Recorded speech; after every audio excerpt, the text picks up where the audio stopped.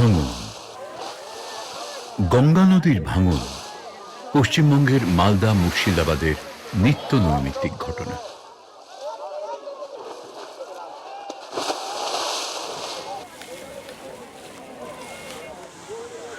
বিংশ শতাব্দীর শেষ 2 দশকে এই ভাঙন ভয়াবহ আকার ধারণ করে।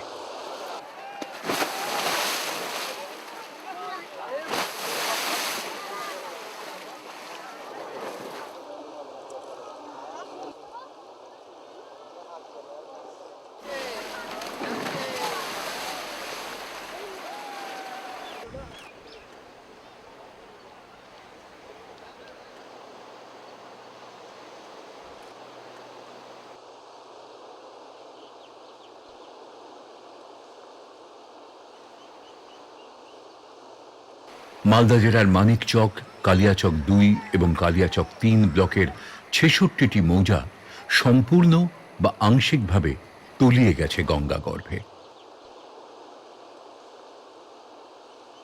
গঙ্গা নদী গত 6 দশকে প্রায় 12 কিলোমিটার সরে এসেছে মালদার দিকে।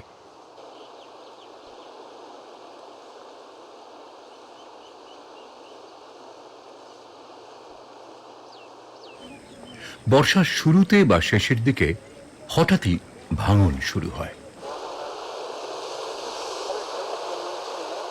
দুয়ারে আইসাছে ভাঙন, ঘর বাড়ি সব গেল রে গেল, তোরা আল্লাহ রসুল সবে বল, ও তোরা আল্লাহর রসুল সবে বল।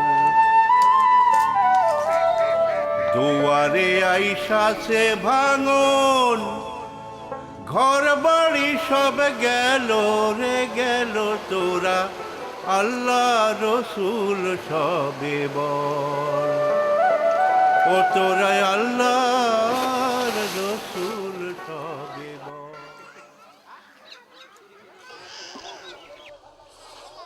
ভাঙন শুরু হলেই নদী পাড়ের মানুষ যে যা পারে ঘরের জিনিসপত্র বাঁচাতে মরিয়া হয়ে ওঠে।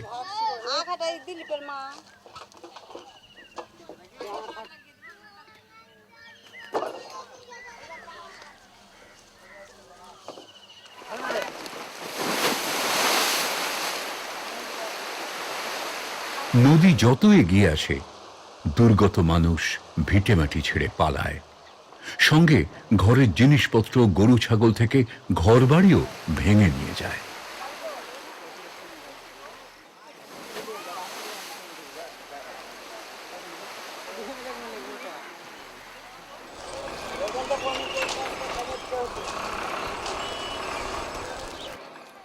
নিজেদের সম্বলটুকু বাঁচাতে যখন লড়াই করছে নদী পাড়ের মানুষ, ভিটেমাটি ছেড়ে যেতে তাদের বুক ভেঙে যাচ্ছে, তখন ভাঙন দেখতে হাজির হয় কাতারে কাতারে মানুষ।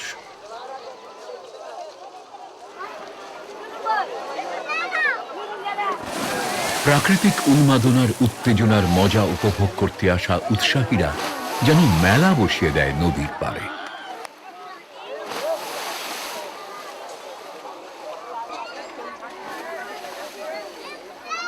দু রকমের ভাঙন হয়।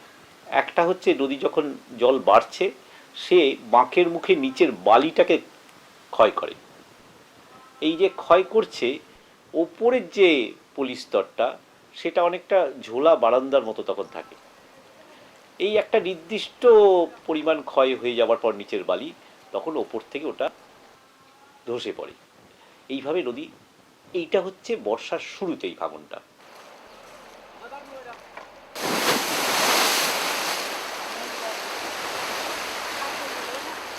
এবার বর্ষা যখন পুরো এসে গেল, নদীর জল যখন ফুলে ফেপে উঠল, নদী কানায় কানায় ভরে গেল, তখন হয় কি, ওই বালি স্তরের ভেতর দিয়ে প্রচুর জল মাটির নিচে জলস্তরে ঢুকে যায়। ফলে তখন কিন্তু ভাঙন নেই, তখন বন্যা আসছে, তখন আর ভাঙন নেই, তখন প্লাবনভূমি ডুবে গেছে। কিন্তু এই সেপ্টেম্বরের মাঝামাঝি বা তার একটু পর থেকে যখন আবার গঙ্গার জল নামতে আরম্ভ করলো, তখন একটা সমস্যা হয়। সমস্যাটা হচ্ছে ওই যে মাটির নিচের ভাণ্ডারে জল ঢুকেছে, সে ফিরছে এবার নদীতে নদীর জল তখন নিচে, মাটির নিচে জলভাণ্ডার ওপরে। এই যে ফেরার সময় সে প্রচুর বালিকে ওই পাড় থেকে ধুয়ে নিয়ে চলে আসে, ফলে নিচে এক ধরনের গর্ত তৈরি হয়। এই গর্ত তৈরি হলে এটা আরও ভয়াবহ ভাঙন। দেখা যায় বড় বড় গাছ, বড় বড় বাড়ি, কখনো বাজার, সব কিছু একেবারে ওপর থেকে নিচের দিকে বসে যাচ্ছে। এটা হয় শেষ বর্ষার ভাঙন। এটা অনেক সময় কোনো জানান না দিয়ে আসছে, যখন বর্ষার শুরুতে আসছে তখন নদী ভয়ঙ্কর, লোকে অনুমান করছে এবার ভাঙবে, সে সতর্ক থাকে। কিন্তু এইটা কখনো কখনো মধ্যরাত্রিতে, পাঁচজনন্দপুরে বাজারটা যেদিন তলিয়ে যায় সেদিন এই কারণে শেষ রাতে ঘটনা ঘটছে। এই দ্বিতীয় ধরনের ভাঙন এত আকস্মিক, আমাদের প্রোডাকশন টিম লাইভ কভারেজ করতে পারেনি একবারও। যারা নিজের চোখে দেখেছে তাদের কাছ থেকে শুনি। ভাঙনটা ধরলো প্রায় মোটামুটি 100 ফুট নিচ থেকে ভাঙনটা ধরলো। সেই ভাঙনে একদম গাছটা করে বসে চলে গেল। তারপরে একদিন ভাঙন ধরলো, তো এই যে মিস্ত্রিটোলা গ্রাম, আমাদের বাজার, পঞ্চায়েত অফিস, পার্টি অফিস পড়ে এই একটা দোতলা মসজিদ ছিল। এই মসজিদটাও কিন্তু একদম ওই যে সেই 180 ফিট নিচ থেকে ভাঙতে ভাঙতে গিয়ে একদম একসাথে বসলো। আমরা প্রোডাকশন টিম নিয়ে যখন পৌঁছই, মসজিদের কোনো চিহ্ন পাইনি। পাশে বিশাল একটা বটগাছ ছিল। ওই দেখুন, তলিয়ে যাওয়ার পরে জলের ওপরে মগডালটুকু দেখা যাচ্ছে। গঙ্গা যখন ভাঙে তখন সেই দৃশ্য দেখলে পরে আমার মাথাটা প্রচণ্ড ঘুরে যায়। যেইবার আমাদের বাড়িটা পড়লো সেইবার আমি ভাত চাপিয়েছি উনুনে, এসে সবাই বলছে যে গঙ্গা ভাঙতে শুরু করেছে। কিন্তু আমার স্বামী সেই সময় বাড়িতে ছিল না, কলকাতা গিয়েছিলাম। আমি গিয়ে দেখি সেখানে যে সব বাড়িগুলো পড়ছে, আর গাছপালা সব মনে হচ্ছে দাঁড়িয়ে আছে, কিন্তু গঙ্গার মাটি নিচে সরে যাচ্ছে আর মনে হচ্ছে দাঁড়িয়ে আছে, আর গাছগুলো এমনিই বসে যাচ্ছে। বর্ষার শুরুর ভাঙন কিন্তু জানান দেয়। ভরা নদীতে ঘূর্ণি দেখলে স্থানীয় মানুষ বুঝতে পারে এবার ভাঙন এলো বলে।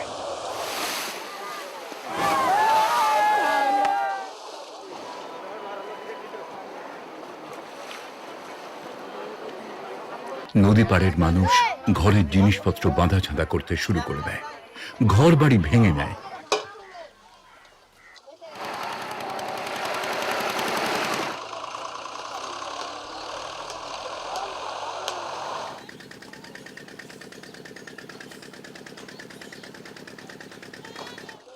সময় পেলে পাকা বাড়িও ভাঙতে থাকে। ইট কাঠ যেটুকু বাঁচানো যায়।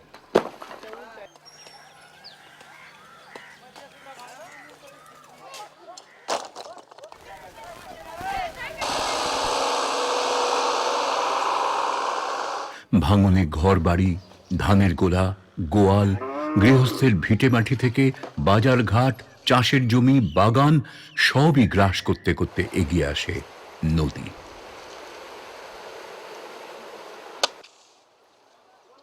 তলিয়ে যাওয়ার আগে আমবাগান, বাঁশবাগান বিক্রি হয়ে যায় নিতান্ত মামুলি দামে।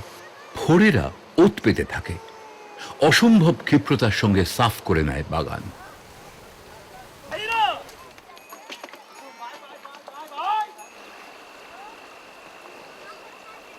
রাত বিরেতে ভাঙন শুরু হলে পালাতে হয় শুধু প্রাণটুকু সম্বল করে। ঘর বাড়ি তো যাই, ঘরের জিনিসপত্র কত যে চলে যায় নদী গর্ভে। এখন কোথায় যাব, কোনো স্থান করতে হবে কোন ঠিক না করলে উপায় আছে। কি খাবো, কি করবো, ছাতু ভেজেছি তো পিছতেও পাইনি। দেখো আমরা বাড়ি ঘর কিছু টানতে পারিনি, খালি বিছানটি আর খাট বিছানটি খালি লিয়াই না, কোনো রকম এটা সাহারা লেছি। জায়গা কিচ্ছু নেই, কল যে পানি যে খাবো তো সেও জিনিসটা তুলতে পারলো না, নদীতে পড়ে গেল। আমরা কিচ্ছু উপায় নাই, নিরুপায়। এখন আমরা কোনকে কি করবো, আমাকে বুদ্ধি দাও, আমরাকে জায়গার স্থান দাও। গাড়ি ছাকড়াও পাই না যে কোনো জায়গাতে যাব। আমার সব চলে গেল, আমি কিছু টানতে পারলাম না, আমি একলাই। বাড়িতে কিছু বের করতে পারেননি? বিচুকে যত আসলে আধা চিয়া হয়ে বার হচ্ছে, বিলকুল পড়ে গেল আমার নদীতে। 30 বছর থেকে দেখছি একের পর এই নদী কাটতে আছে। আমরা বছর 3-4 পর আমরা ভাগছি। ভাঙনে ভিটেমাটি হারানো মানুষ প্রথমেই খোঁজে মাথা গোঁজার ঠাঁই।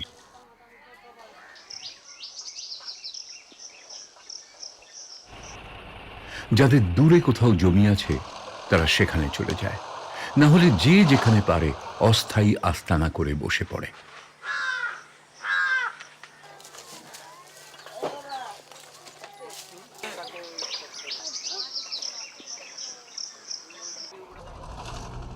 পাগলাঘাট থেকে মালদা পাকা সড়কের দুদিকে অস্থায়ী আস্তানা করে বসা দুর্গত মানুষ অনেকেই থেকে গেছে স্থায়ীভাবে।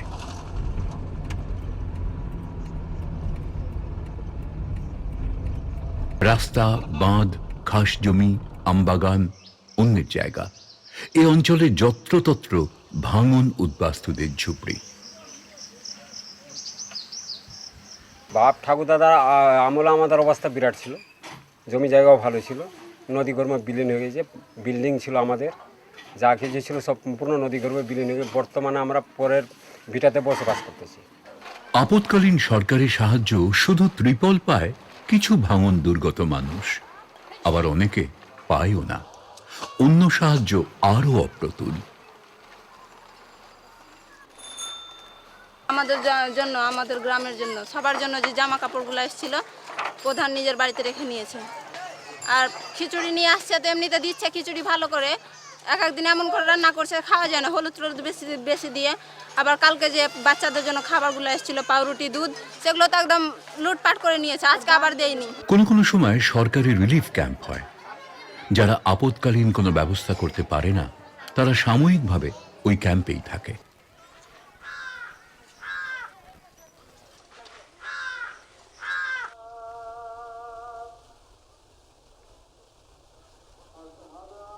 স্কুল বাড়ির অপরিসর জায়গায় এত মানুষ, তাদের জিনিসপত্র, গরু ছাগল, ভেঙে আনা বাড়ির চালা, বেড়া, বাঁশ, এক দুর্বিষহ অবস্থা।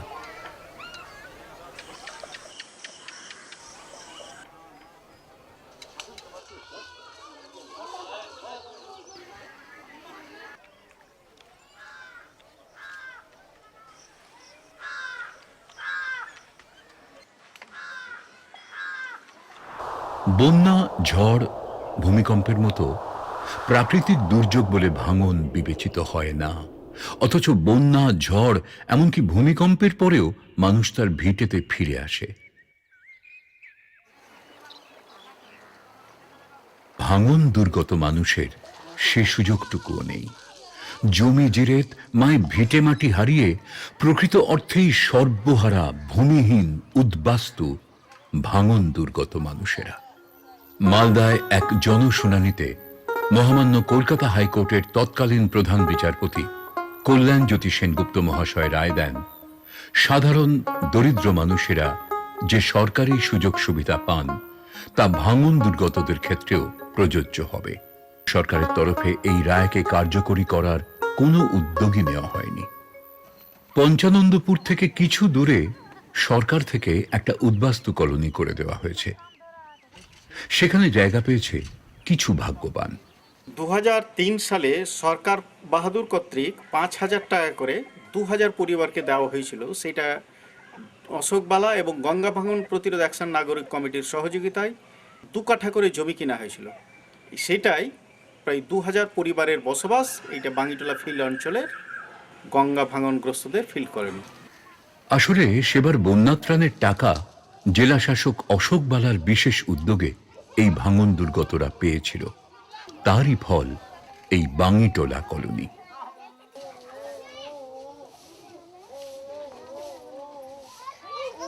মাথা গোঁজার ঠাঁইটুকুই পেয়েছে এই কলোনিবাসী, কিন্তু তাদের নিজেদের জমি, বাগান সব গেছে।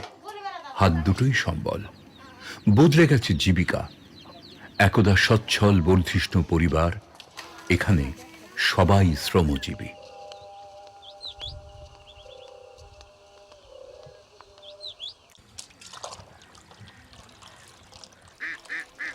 কলোনির নিচু জমি একটু বৃষ্টিতেই জলভাসী। ভাঙন থেকেও খুব দূরে নয়, তবু যারা জমি পেয়েছে কলোনিতে, সেই উদ্বাস্তু এসে বহর বাড়িয়ে চলেছে এই বাঙ্গিটোলা কলোনি।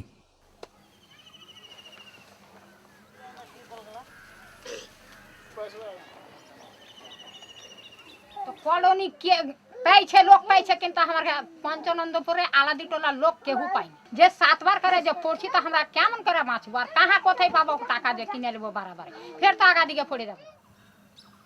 সরকারি আশ্বাস ছিল অন্তত আরো 4,000 ভাঙন দুর্গত পরিবারকে এই সাহায্য দেওয়ার।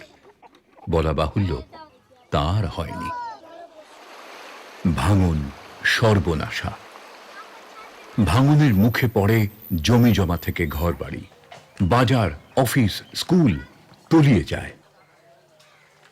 চঞ্চল জনপদ দেখতে দেখতে হয়ে যায় গাম। এই যে পঞ্চানন্দপুরের পাগলাঘাটের পাশের জনপদ দেখছেন, আমাদের ছবি তোলার পরে পরেই নিশ্চিহ্ন হয়ে গেছে। পঞ্চানন্দপুর যত ভাঙে লোকজন পিছিয়ে আসে, সেটাও হয়ে যায় পঞ্চানন্দপুর। এই যে পঞ্চানন্দপুর, সামনে গাং, এখান থেকে 500-600 ফুট দূরে ওইখানে ছিল জলসেচ দপ্তরের 3 তলা অতিথি আবাস গঙ্গা ভবন। ভাঙনে বহু স্কুল তলিয়ে গেছে। তলিয়ে যাওয়ার পরে পরে স্কুলগুলো এইরকমই গাছতলায় কি বাঁধের ধারে বসে পড়ে। কাছাকাছি যে ছেলেমেয়েরা থাকে তারাই শুধু আসতে পারে সাময়িকভাবে বসা এই স্কুলে।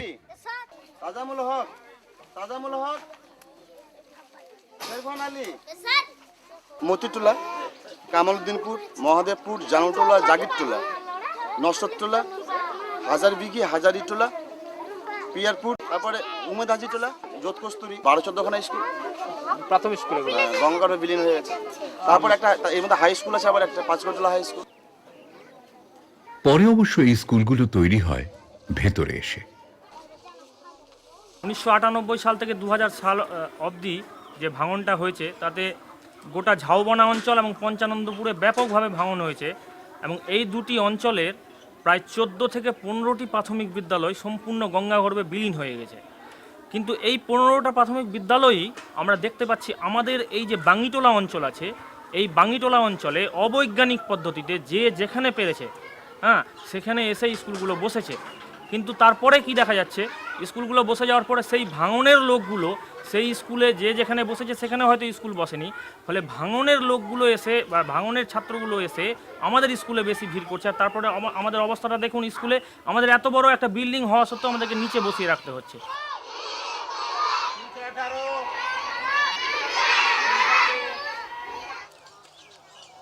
প্রতি বছর ভাঙনে নতুন করে কিছু মানুষ সর্বহারা, উদ্বাস্তু হয়। এরা অনেকেই নদীর পাড় থেকে বেশি দূরে যেতে পারে না। নদী নির্ভর জীবিকা যাদের, তারা নদীর পাড় থেকে যেতেও চায় না। ফলে এইসব পরিবার বারবার ভাঙনের কবলে পড়ে।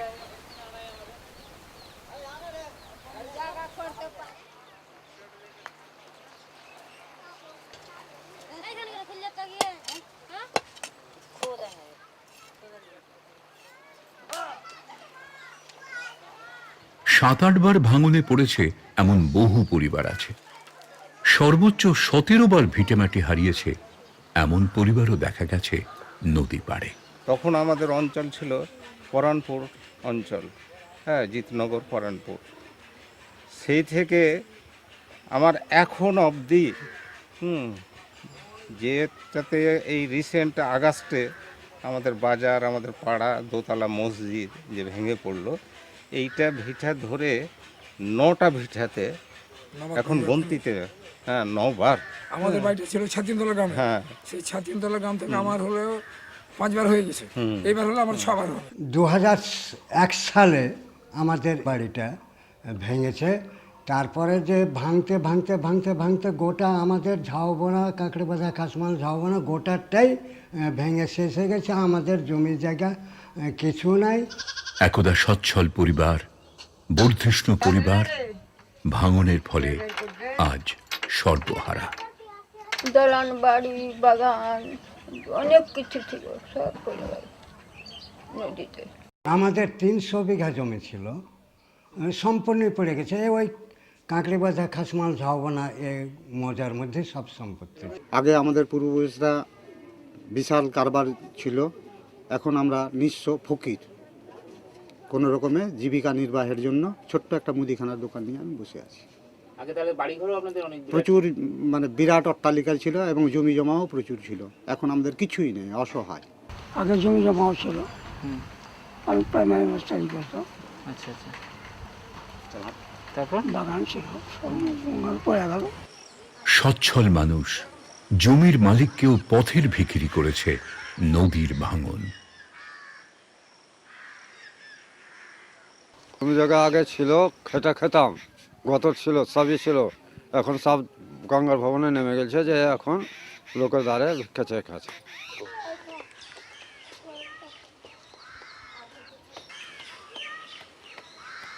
এমন সর্বগ্রাসী ভয়াবহ ভাঙন এই অঞ্চলে এত হচ্ছে কেন? প্রথমত মনে রাখা দরকার যে ভাঙন বদ্বীপে নদীর একটা স্বাভাবিক ধর্ম। সে একটা নির্দিষ্ট ব্যক্তির মধ্যে অনেকটা ঘড়ির পেন্ডুলামের মতো নড়াচড়া করে, এবং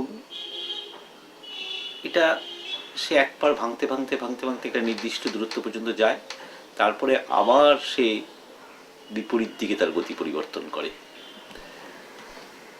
এই যে ব্যাপ্তির মধ্যে নদী ক্রমাগত গতিপথ বদলায়, এটাকে নদীবিজ্ঞানের ভাষায় বলা হয় মিয়েন্ডার বেল্ট। মালদায় এটা প্রায় 10 কিলোমিটার প্রশস্ত একটা এলাকা, যেখানে নদী বারে বারে তার গতিপথ পরিবর্তন করেছে। গঙ্গা যখন প্রথম পশ্চিমবাংলায় প্রবেশ করছে, তখন তার ডান দিকে রাজমহল পাহাড় আর বাঁ দিকে মালদার নরম পলিগঠিত সমভূমি। আপনি যদি কখনো শুখা মরশুমে, যখন নদীতে জল কম, তখন নদী পাড়ের দিকে তাকান, তখন দেখবেন উপরে একটা এই 1 থেকে 1.5 ফুট মতো একটা পলি স্তর, তার নিচেই আছে একেবারে ভঙ্গুর বালির স্তর। এখন গঙ্গার জল তো বাড়ে, ধরুন শুখা মরশুমে এই ফেব্রুয়ারির শেষ থেকে মার্চ এপ্রিল পর্যন্ত গঙ্গায় 50,000 কিউসেকও জল পাওয়া যাচ্ছিল ফারাক্কায়। আবার ভরা বর্ষায় হয়ে দাঁড়াচ্ছে এটা কখনো কখনো 20 লক্ষ কিউসেক, 25 লক্ষ কিউসেক। সর্বোচ্চ আমাদের কাছে যা রেকর্ড হয়েছে সেটা হচ্ছে 1998-এর ভয়াবহ বন্যার সময় প্রায় 27 লক্ষ কিউসেক। এই রাজমহল পাহাড়টা যেহেতু কঠিন শিলা দিয়ে তৈরি, গঙ্গা ওটাকে ভাঙতে পারে না। আবার ফারাক্কা ব্যারেজের যে কংক্রিটের বাঁধ, সেও নদীর পক্ষে ভাঙা সম্ভব না। এর মাঝখানে যে এলাকাটা, সেখানে নদী বাঁ পাড়টাকে ক্রমাগত ভাঙছে। এই কথা বলা ঠিক হবে না যে ফারাক্কা ব্যারেজের তৈরির আগে ভাঙন ছিল না। এটা ঐতিহাসিকভাবে প্রমাণিত যে ফারাক্কা ব্যারেজের হওয়ার আগেও ভাঙন হতো, কিন্তু সেই ভাঙন আর এই ভাঙনের তফাৎ আছে। 60-এর দশকে কলকাতা বন্দরকে বাঁচাতে, যাতে বড় বড় জাহাজ ঢুকতে পারে, তার জন্য শুখা মরশুমে 40,000 কিউসেক জলের সংস্থান করতে ফারাক্কায় ব্যারেজ হয় বিশেষজ্ঞ কমিটির পরামর্শ অনুযায়ী।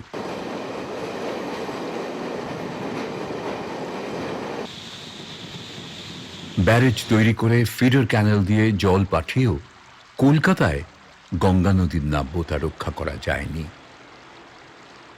বাঁচানো যায়নি বন্দর। কলকাতা বন্দরে বড় জাহাজ আজ ঢুকতে পারে না। তবে উত্তর ও দক্ষিণবঙ্গের যোগাযোগের গুরুত্বপূর্ণ মাধ্যম একটি সেতুও ফারাক্কা ব্যারেজ। যে নদী প্রায় ভরা বর্ষায় 20 লক্ষাধিক কিউসেক জল আনছে, এবং যে নদী 73 থেকে 80 কোটি টন পড়িয়ে, তার চলার পথে অত বড় বাধা পড়লে তো সে বাধাটাকে ভাঙতে চাইবে। ফলে এখন সরকারিভাবেও স্বীকার করা হচ্ছে যে ফারাক্কা ব্যারেজ হওয়ার পর ভাঙনের প্রবণতা বেড়েছে।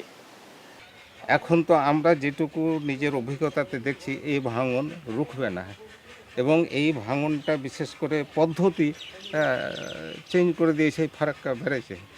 হ্যাঁ, ফারাক্কা ব্যারেজে পরিণত হয়েছে, জলটা যেখানে পলি পড়ে তলাটা ভরাট হয়ে যাচ্ছে আর সাইডে বাড়ছে, তার মানে নদী দৈর্ঘ্যে বাড়ছে, হ্যাঁ, গভীরতা কমে যাচ্ছে, যার জন্য বেঁকে হয়ে যাচ্ছে। আর নদী যখন বর্ষায় গতিশীল ছিল আগে, ফারাক্কা ব্যারেজ হওয়ার আগে, এই পলির একটা বড় অংশ সে ধুয়ে নিয়ে সাগরে চলে যেত। এই যে সাগরে চলে যেত, এটাতে নদী খাত গভীর হতো। কিন্তু যখন আমরা ফারাক্কায় ব্যারেজ তৈরি করে ফেললাম, জলের স্তরের উচ্চতাকে বাড়ানো হলো প্রায় 6.7 মিটার। এর প্রভাব পড়ল অনেক দূর পর্যন্ত, উজালি প্রায় ভাগলপুর পর্যন্ত দেখা গেল যে জল ফুলে উঠছে, জল পিছিয়ে গিয়ে ফুলে উঠছে। এই যে কাণ্ডটার সাথে সাথে যেটা ঘটলো সেটা হচ্ছে যে গতিশীল তো আর নেই, একটা পুকুরের মতো হয়ে গেল নদী। নদী অনেক প্রশস্ত হতে চাইলো, অনেক চওড়া হতে চাইলো, এবং সেখানেও রাজমহল পালের কঠিন শিলা ওকে ওদিকে যেতে দিল না, আসতে হলো তাকে মালদার দিকে। আরেকটা হলো প্রচুর পলি নদী খাতে জমে যেতে আরম্ভ করলো। এই যে জমে গেল তাতে নদীর জল ধারণ ক্ষমতা কমলো, ঘাতটা অগভীর হলো। এই খাত যত অগভীর হয়েছে নদী তত প্রশস্ত হতে চেয়েছে। প্রশস্ত হতে চাওয়া মানে তাকে আবার পার ভাঙতে হয়েছে। নদী তার দৈর্ঘ্যটাকে বাড়াতে চেয়েছে। দৈর্ঘ্যটাকে যখন সে সোজা পথে আসতো মালদা রাজমহল থেকে মালদা পর্যন্ত, তখন তার যা দৈর্ঘ্য ছিল এখন প্রায় 9 কিলোমিটার তার দৈর্ঘ্য বেড়েছে। এই অঞ্চলে নদীর শাখাগুলোকে বন্ধ করে দেওয়াও ভাঙনের আরেকটা কারণ। রাজমহল থেকে ফারাক্কার মধ্যে নদীর 3টে শাখা নদী আছে। একটা হচ্ছে কালিন্দ্রী, একটা হচ্ছে কে বলে ছোট ভাগীরথী, যেটা গৌড়ের পাশ দিয়ে প্রবাহিত হয়, আরেকটা হচ্ছে পাগলা। লক্ষণীয়, এই ফারাক্কা ব্যারেজ তৈরির পর এই 3টে নদীরই শাখা নদীরই মুখটা বন্ধ করে দেওয়া হয়েছে।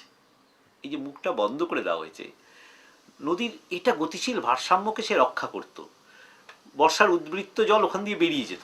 2005 সালে ভয়াল ভাঙনে বেঁধে রাখা পাগলার মুখও ভেঙে যায়, পাগলার সঙ্গে মিশে যায় গঙ্গা। যখনই গঙ্গাটা পাগলার সঙ্গে যুক্ত হয়ে গেল, সে গঙ্গার অতিরিক্ত জলটা যখন পাগলা দিয়ে ঢুকতে লাগলো, ঘন্টা 6 মধ্যে ভাঙনটা থেমে গেল। এখন ওই অবস্থাতে আছে, আর জলটা নিচে নেমে গেছিল বলে রক্ষা হয়ে গেছিল আমাদের। মূল লক্ষ্য নদী একটা জিনিস চাইছে বলে আমার ধারণা, সেটা হচ্ছে যে ওই যে ফারাক্কা ব্যারেজে এসে সে প্রবল বাধা পাচ্ছে, সেই বাধাটাকে সে এড়াতে চাইছে বলে সে পথ খুঁজছে।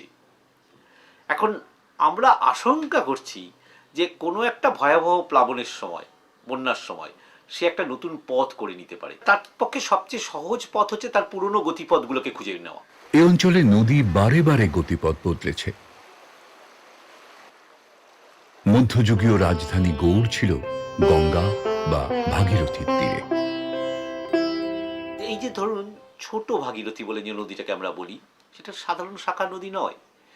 গৌড়ের যে অবস্থানটা, আপনারা জানেন মধ্যযুগীয় যে রাজধানী গৌড়ের, সেটাকে যদি আপনি লক্ষ্য করেন, গৌড়ের একেবারে গা ঘেঁষে পদ্মা, আর তার উত্তরে হচ্ছে কালিন্দ্রী। এই অবস্থানটা নবাবরা বেছে নিয়েছিলেন নৌ পরিবহনের সুবিধার জন্য। হ্যাঁ, 18 শতাব্দীর শেষে রেনেল সাহেব যখন মানচিত্র তৈরি করছেন, তখন তিনি লিখছেন যে এই নদীটা, অর্থাৎ সেই ছোট ভাগীরথী, একসময় গৌড়ের পাশ দিয়ে যেত, গঙ্গা একসময় গৌড়ের পাশ দিয়ে পড়তো। রেনেলের সময় উনি বলছেন এখন প্রায় এখান থেকে 4.5 মাইল নদীর সরে গেছে। এইটা বুঝতে হবে, এবং সরে গেল বলেই কিন্তু গৌড়ের সভ্যতাটাও আস্তে আস্তে ধ্বংস হলো। এটা 800 বছর আগে এটা গঙ্গা ছিল এই জায়গাটা, আর মেন শহর হচ্ছে আমাদের ওই গোড়টা, মেন শহরটা। তখন গঙ্গা ওখানে ছিল, গঙ্গাটা ওই বাদ অবধি ছিল। বর্তমানে গৌড়ের যে নিদর্শন রয়েছে তার থেকে নদী বহু দূরে। ছোট ভাগীরথী তো আজ জলা মাত্র। তারপরে ওরা বাংলার রাজধানীকে একসময় টান্ডা বলে একটা জায়গায় ছড়িয়ে নিয়ে গেছিল। এই টান্ডা কালিয়াচকেরই কোনো একটা জায়গায়, সেটাও কেউ খুঁজে পাওয়া যায়নি কারণ সেটাও নদী ভাঙনে তলিয়ে গেছে। পরে ওরা পান্ডুয়াতে নিয়ে গেল, সেই মহানন্দার পাড়ে, সেখানে অনেক অপেক্ষাকৃত শক্ত মাটিতে। তাহলে দেখবেন সবটাই নদীমাতৃক।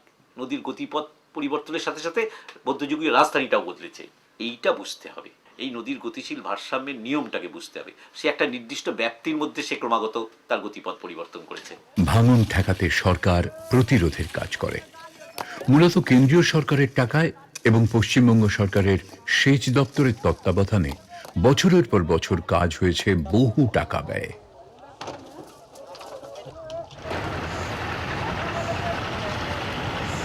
বানানো হয়েছে পরপর রিং বাঁধ, রিটায়ার্ড বাঁধ,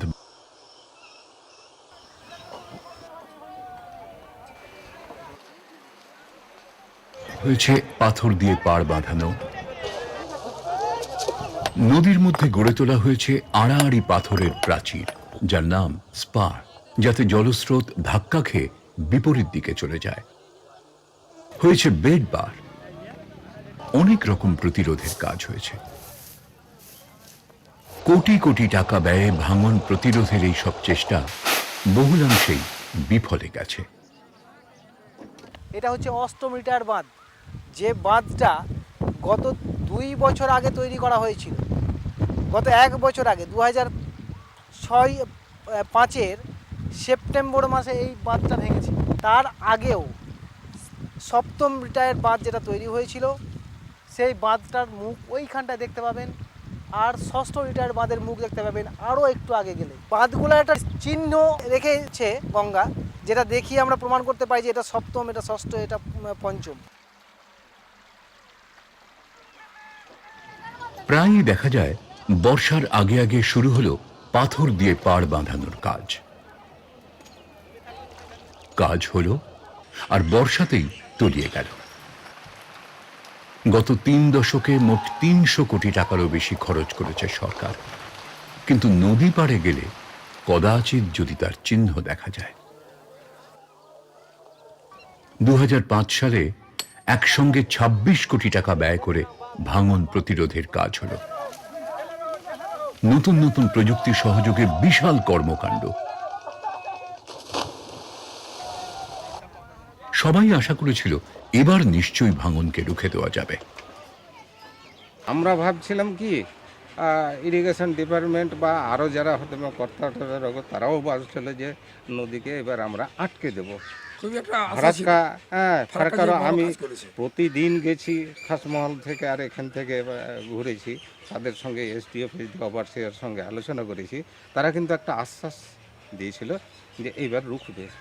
তার উপরে অতিরিক্ত 2005-এ মানে আশাহত হয়ে গেছে বাড়ি ঘর করে, যেমন এরশাদ মাস্টার, ওদের কথা শুনে কিচ্ছু ভাঙেনি। মাস্টারমশাই তখন বাইরে দাঁড়িয়ে আছেন, ওনার বক্তব্য হলো যে বাড়ি আমার পড়বে না, ছেলেপিলেকে কোনো কাজেই হাত দিতে দিচ্ছে না আর কি।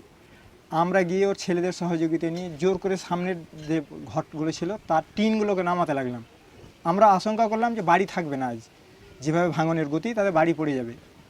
আমাদের দেখা দেখি আরও 5-7 জন লোক সহযোগিতা করতে লাগলো, উপরে টিন নামাতে লাগলাম। অর্ধেকের মতো টিন নামানো হয়েছে আর ও পাশটা হড়মড় শব্দ করে পড়ে গেল।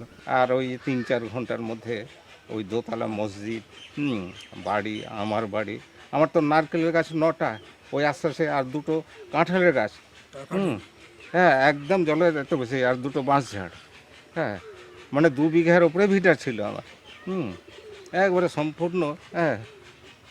এই রাত্রিবেলা 1:30টা থেকে শুরু হলো, এইদিকে সকাল 8টা-9টা পর্যন্ত শেষ হয়ে গেল। সেপ্টেম্বরের 3 তারিখে যে ভাঙনের বাজারটা, আর ওটা হলো 24শে আগস্ট, ওটা হলো 24শে আগস্ট, আর এটা 3রা সেপ্টেম্বর। এই সেপ্টেম্বরে ওদিকে পড়েছিল মসজিদটা, দোতলা মসজিদ সেপ্টেম্বরে পড়ে গেল আপনার এই দুর্গার মন্দিরটা। ওই বছর এই ভাঙনে পাগলার বাঁধা মুখ ভেঙে গঙ্গা মিশে যায় পাগলার সঙ্গে।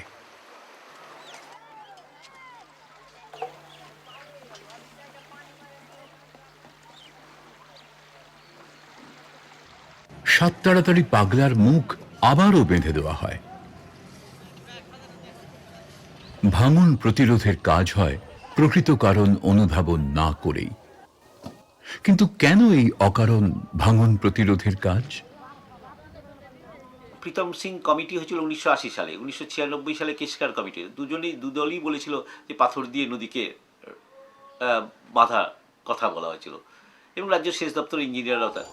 2 কমিটিরই সুপারিশ যে প্রকৃত অর্থে জলে গেছে তা পরিষ্কার।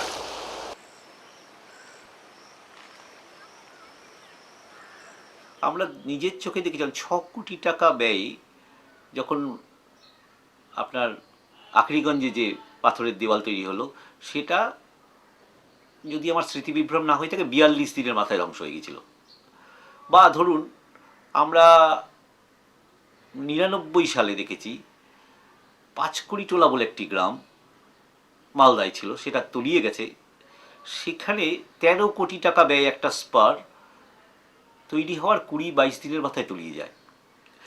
এই যে এটা হয়, এটা কিন্তু আরেকটা ক্ষতি করে, সেটা হচ্ছে এই বোল্ডারগুলো যদি ফারাক্কা ব্যারেজের উজানে ভাঙে, এই বোল্ডারগুলো কিন্তু সব গিয়ে ফারাক্কা ব্যারেজে আটকে যায়। সে কিন্তু নদীর স্বাভাবিক খোলা পথের নেই যে সে বোল্ডারও নদীর স্রোতের টানে চলে যাবে।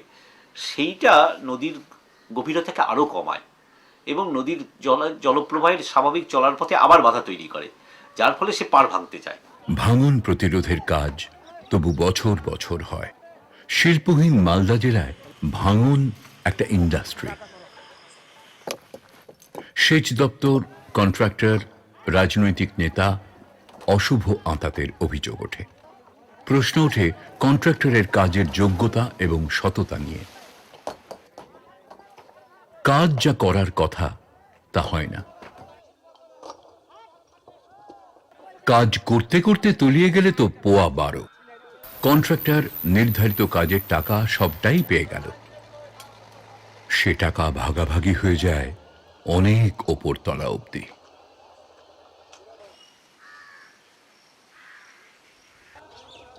সরকারের কোটি কোটি টাকা আক্ষরিক অর্থেই জলে গেছে। এই অর্থ অপচয়ের বিরুদ্ধে সোচ্চার হয় স্থানীয় গ্রামবাসী। গঙ্গা ভাঙন প্রতিরোধ নাগরিক অ্যাকশন কমিটির তলায় জড়ো হয় তারা। এক জনস্বার্থ মামলায় মহামান্য কলকাতা হাইকোর্ট রায় দেয়, মালদায় ভাঙন প্রতিরোধের কাজে কোনো কন্ট্রাক্টরকে যেন কাজের অতিরিক্ত পেমেন্ট না করা হয়। গঙ্গার ভাঙনের জন্য আমাদের গ্রামের পর গ্রাম, এলাকার পর এলাকা, বাজারের পর বাজার, মন্দিরের পর মন্দির, বাগানের পর বাগান, ভিটের পর ভিটে চলে গেল, কিন্তু সরকারের কোনো হেলদোল নেই। ওরা বাঁধ করতে আর স্পার করতে আজ পর্যন্ত ওরা ব্যস্ত, এবং 8খানা এম্বাঙ্কমেন্ট বাঁধ, 26খানা নদীবক্ষে স্পার করেছেন আমাদের সরকার, কিন্তু তার চিহ্ন মাত্র নেই। আমাদের বক্তব্য হচ্ছে যখন একটা কাজ করব, সে কাজটা যদি আমি ফল না পাই, তাহলে আমাকে বিকল্প রাস্তা নিতে হবে। 62 সাল থেকে আজ অবধি যে অভিজ্ঞতা, তাতে কিন্তু ভাঙন রোধ হচ্ছে না, আর হবে নাও। আর যে টাকা দিয়ে করছে, এ টাকা সম্পূর্ণ অপচয় হচ্ছে। আমাদের পাবলিকেরই তো টাকা, সরকার খরচ করছে পাবলিকেরই টাকা। তা এখন ধরে এগুলো তো সম্পূর্ণ অপচয়। তার থেকে এখন আমার যেটা অভিজ্ঞতা, যে এই টাকাটা এই যদি পুনর্বাসনে লোককে দিয়ে যদি কোনো রকম উপকার করতো, আমার মনে হয় সব থেকে বেস্ট। এখনো ভাঙনের ভিট 98-এর ভাঙনের যারা দুর্গতরা এখনো রোডের দুই ধারে বসে আছে। ওই টাকা জলে না ফেলে এই পুনর্বাসনে যদি লাগানো যেত, আমি গতবার মহিদিন একটা হিসাব করেছি যে মাথা পিছু, ফ্যামিলি পিছু 2 লাখ টাকা করে ভাগে পড়ছে। এখন আপনি সার্ভে করে দেখেন, যতটা পরিবার রোডের দুই সারে বাগানে বসে আছে, আমরা মোটামুটি দেখেছি যে ফ্যামিলি প্রতি 2 লাখ করে পেলে তার একটা নিজের বাঁচার জায়গা হতো, টাকাটা কাজে লাগতো। নদী পাড়ের মানুষের পুরুষানুক্রমে সঞ্চিত অভিজ্ঞতাকে আমল না দিয়েই চলে ভাঙন প্রতিরোধের খেলা।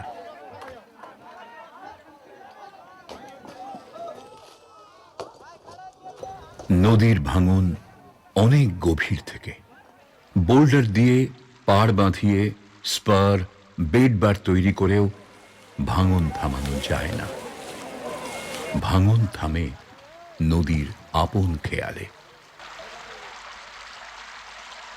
2005-এর শেষ পর্যন্ত 6 সাল পর্যন্ত নদী পূর্ব দিকে বাঁকের দিকে এগোচ্ছে ক্রমাগত।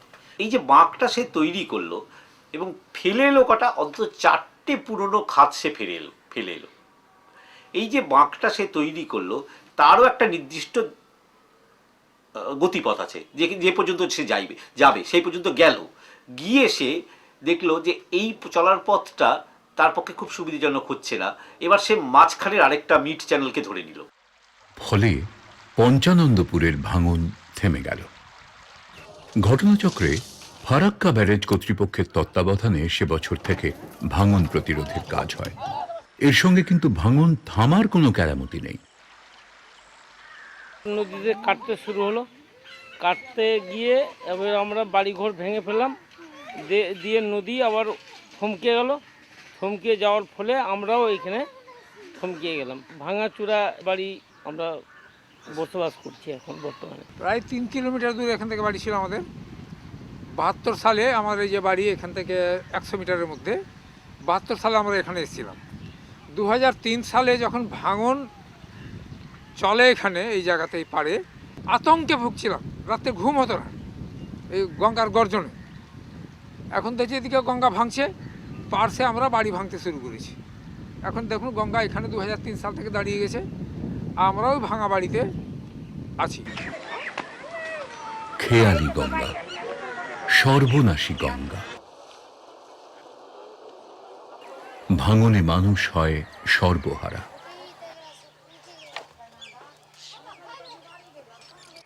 বদলে যায় তাদের ঠাঁই, বদলে যায় তাদের জীবিকা, ঠিকানা হারিয়ে যায় ঠাঁই নাড়া ভাঙন দুর্গত মানুষদের।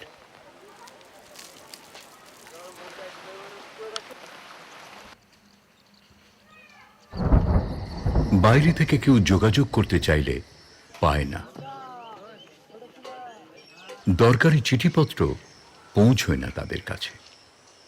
বর্তমানে আমরা উদ্বাস্তুর মতো এদিক সেদিক ঘুরে বেড়াচ্ছি।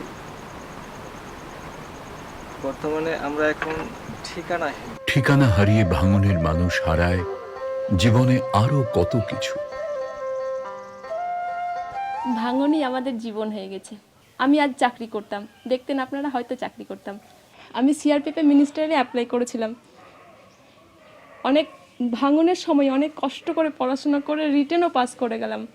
কনফিডেন্স ছিলাম যে আমি টাইপে অবশ্যই পাস করব, কিন্তু এই ঠিকানার জন্য আমি সময় মতো উপস্থিত হতে পারলাম না। এই জন্য আমি চাকরিটা করতে পারলাম না। ভাঙন সবাইকে নিঃস্ব করে দেয়। যে আগে থেকে শ্রমজীবী ছিল সে হয়তো সামলাতে পারে, কিন্তু যাদের অনেক চাষের জমি ছিল, আম লিচুর বাগান ছিল, মড়াই ভরা ধান ছিল, কোঠা বাড়িতে আধুনিক সব উপকরণ ছিল, যারা কায়িক পরিশ্রমের কাজ আগে কোনোদিন করেনি, তারা পড়ে গভীর বিপাকে। মানুষ ভয়ানক স্বার্থপর হয়ে শুধু নিজেকে বাঁচাতে চেষ্টা করে। কে কোথায় যে ছড়িয়ে পড়ে। যখন কোনো জলের মধ্যে কেউ ডুবে যায় তখন প্রত্যেকে বাঁচবার চেষ্টা করে, এমনকি বাচ্চা কাচ্চা থাকে, যদি স্ত্রী থাকে তাকেও সে ঘুরে তাকাবার সময় পায় না, কারণ তাকে প্রাণ বাঁচানোটা সবচেয়ে বড় কথা। বেটা বউ আছে, খেতে দেয় না, পিনতে দেয় না, বাড়ি নেই, ঘর নেই, ডিহি নেই, সব লোক দিতে কোনো রকম সংসার চালাচ্ছি চাই। হ্যাঁ মেঙ্গে ইটের দোকান বাড়ি আছিল, সব শুধু লিয়ে থে পড়ে গেছে। যাইয়া দুঃখ মেহনত করে খাচ্ছি। ডিহি ভেড়াই দিয়েছে কিনে, ডিহি ভেয়ের ঘি ডিহিতে বসে আমি দুঃখ মেহনত করে চলছি। দুটা মেয়ে লিয়ে, বেটা ছেলেরা কেউ দেয় না কিছু। নদীর ভাঙনটা শুধু ভাঙন নয়, আমাদের হৃদয়ের ভাঙন হচ্ছে। এই যে আমরা পাশাপাশি বাস করছিলাম, প্রত্যেকে জানে, পুরুষকাল ধরে জানে, কয়েক পুরুষ ধরে জানে, এবং তাদের মধ্যে যে সহমর্মিতা, ভালোবাসা, স্নেহ, একজন আরেকজনকে ডাকলে যে কোনো মুহূর্তে পাওয়া যায়। সুতরাং এই যে ভাঙনের ফলে বাড়িঘর গেল, এই নদীর ভাঙনের ফলে এই যে দূরত্ব গড়ে উঠলো, একজন আরেকজনকে ছেড়ে দিয়ে চলে গেল, যার সামর্থ্য আছে সে শহরে চলে গেল, দূরে চলে গেল, কিন্তু যে পারলো না সে পড়ে থাকলো। সুতরাং এই নদীর ভাঙনের ফলে আমাদের হৃদয়ের ভাঙন হচ্ছে। হৃদয়ের যে ব্যথা, ভাঙনের যে ব্যথা, সে একমাত্র ভুক্তভোগী মাত্রই জানতে পারে।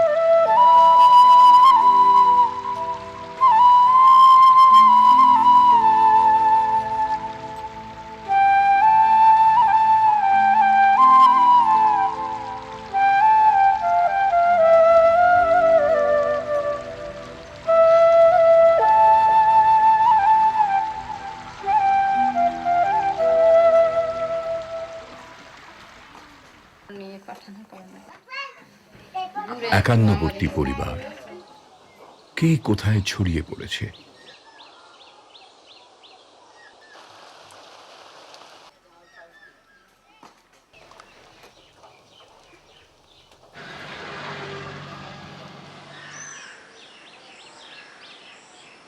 বউ বাচ্চাকে ফেলে দিল্লি মুম্বাইয়ের মতো শহরে শ্রমজীবী হয়ে গেছে, জীবন ধারণ করছে কোনো রকমে। আমাদেরই একটা অংশ, সে বড় রকমের অংশ, কি শিক্ষিত কি মূর্খ সর্বস্তরের পরিবার থেকে সবাইকে যেতে হয়, এবং তাদের মধ্যে শিক্ষিতরও সংখ্যা অনেক বেশি। অনেকে গ্র্যাজুয়েট ছেলেরাও আছে, তারা বিভিন্ন লেবারের কাজ করে, জুসের কাজ করে, বিভিন্ন ফ্যাক্টরিতে কাজ করে, কলকারখানায় কাজ করে, কাজ পায়, লেবারের কাজ পায়, এবং সেখানে তারা শিক্ষাগত যোগ্যতাটাকে আড়াল করে রাখে লজ্জায়। এদের কেউ কেউ বউ বাচ্চার খোঁজও নেয় না, তাদের বউ বাচ্চারা বেঁচে আছে পুরোপুরি ঈশ্বরের ভরসায়।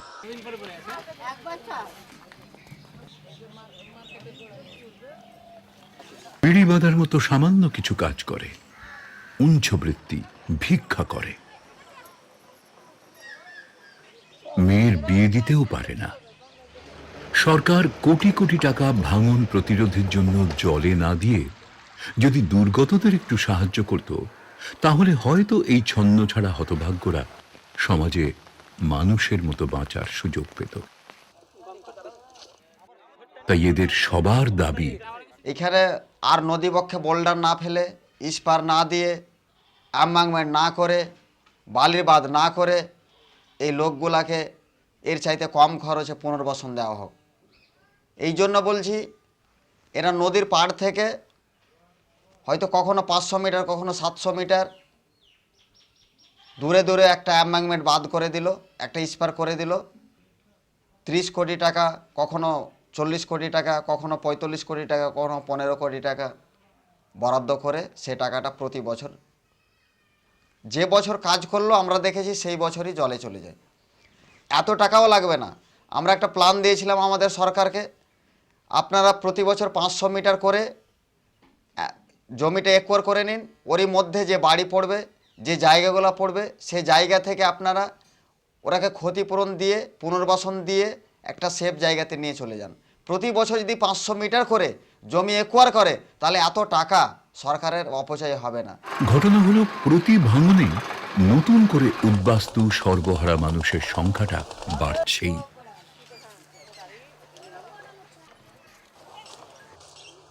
স্বাধীনতা উত্তরকালে ওপার বাংলা থেকে আসা উদ্বাস্তু তারা মালদা মুর্শিদাবাদে নদীর পাড়ে অনেকে বসতি করেছেন, আর জনসংখ্যার যে স্বাভাবিক বৃদ্ধি সেটাও আছে। ফলে নদীর পাড়ে জনঘনত্ব অনেক বেড়েছে। ফলে আগে নদী ভাঙলে যত মানুষ গৃহহীন হতেন, এখন অনেক বেশি মানুষ গৃহহীন হন। ফলে ভাঙনের তাণ্ডবটাকে আমাদের কাছে অনেক বড় হয়ে দেখা দিচ্ছে। ফলে এটা নদীর যেটা স্বাভাবিক ধর্ম, সেটাই কিন্তু মানুষের নিরাশ্রয়ের কারণ হয়ে দাঁড়াচ্ছে। কিন্তু নদী নির্ভর জীবিকা যাদের, তাদের তো নদীর পাড়েই থাকতে হয়। যারা অন্য কোথাও সংস্থান করতে পারে না, তারাও থেকে যায় নদী পাড়েই। এইসব ভাঙন দুর্গত মানুষ অন্যের ছেড়ে যাওয়া ভিটেতেও বসে যায়, একেবারে নদীর কিনারে। এরা বারে বারে ভাঙনে পড়ে। নদী ওই জায়গাটা সে চায়, যে জায়গাটায় সে বারবার গতি পরিবর্তন, সে তার খেলাঘরের মতো, সেটা তার খেলার জায়গা, সেই জায়গাটাকে সে, এটাই বদ্বীপ গঠনের নিয়ম। আসলে পরিকল্পনার সময় আমরা ভাবি যে আমরা প্রকৃতিকে জয় করব, প্রকৃতিকে আমি আমার ইচ্ছে মতো চালাবো। আসলে তা নয়। মূল লক্ষ্যটা হওয়া উচিত প্রকৃতির এবং নদীর, বিশেষত নদীর গতিশীল ভারসাম্যের নিয়মগুলো বুঝে নিয়ে পরিকল্পনা রচনা করা। সেটা যদি হয় তাহলে এই ধরনের বিপর্যয়ের সম্ভাবনা কমে যায় অনেক। আমার পক্ষে যেটা মানে সমাধান সূত্রের কথা বারবার যখন চাওয়া হয়, আমার নিজের ধারণা যে নদীকে যতদূর সম্ভব তার স্বাভাবিক নিয়মে চলতে দেওয়া উচিত। এখন ফারাক্কা ব্যারেজটা ওখানে আছে, আমরা ফারাক্কা ব্যারেজটাকে রেখেই ভাবছি। ফারাক্কা ব্যারেজটা তৈরি হয়ে গেছে এবং এটাও সত্যি যে উত্তরবঙ্গে দক্ষিণবঙ্গের যোগাযোগে ফারাক্কা একটা গুরুত্বপূর্ণ ভূমিকা আছে, ফারাক্কাটা একটা ব্রিজও বটে। এবং এটাও সত্যি যে ফারাক্কা থেকে আসা জলে কলকাতায় আশেপাশে জলের লবণতা কমেছে। ফলে আমেরিকা যা পারে সেটা হচ্ছে ওরা বহু বাঁধ ব্যারেজ ভেঙে ফেলছে, এখন আমরা সেই জায়গায় যেতে পারি না, এটা আমাদের দেশ সেই অবস্থায় নেই। ফারাক্কাটাকে রেখে যদি সমাধান সূত্রটা খোঁজাটার পক্ষপাতী আমি। ওই যে এলাকাটার মধ্যে বারবার নদী খেলতে যায়, যে জায়গাটার মধ্যে সে ঘোরাফেরা করছে, সেই জায়গাটাকে নদীর খেলাঘর হিসেবে ছেড়ে রাখাই ভালো। ওখানে জাতীয় সড়ক বা রেলওয়ে লাইন, যেগুলো যোগাযোগের মাধ্যম, এগুলোকে ওর বাইরে সরাতে হবে। কিন্তু আমরা স্বাধীনতা উত্তরকালে কি দেখলাম, যে ভূমি ব্যবহারের কোনো নীতি না মেনে আমরা দেখলাম পাকা পাকা বাড়ি হয়ে গেল, যেটাকে আপনি খুলে সরতে পারবেন না, ভেঙে সরাতে হবে। ফলে ওই জমিটাকে, যে জমিটার মধ্যে নদী খেলতে চায়, সেই জমিটা মূলত কৃষিকাজের জন্য ব্যবহার করা উচিত। মানুষের বসতি সব সরিয়ে আনা যাবে না, কিন্তু গৃহ নির্মাণের কৌশলের একটা পরিবর্তন দরকার। ভাঙনের সাথে খাপ খাই, আমি ভাঙন প্রতিরোধের কথা বলছি না, কারণ এটা করা যাবে না। নদীর যে প্রবল শক্তি, তাকে কোনো পাথর দিয়ে বাঁধা যাবে না, তাকে দূর থেকে প্রণাম করতে হয় এবং বুঝতে হয় নদী কী চাইছে।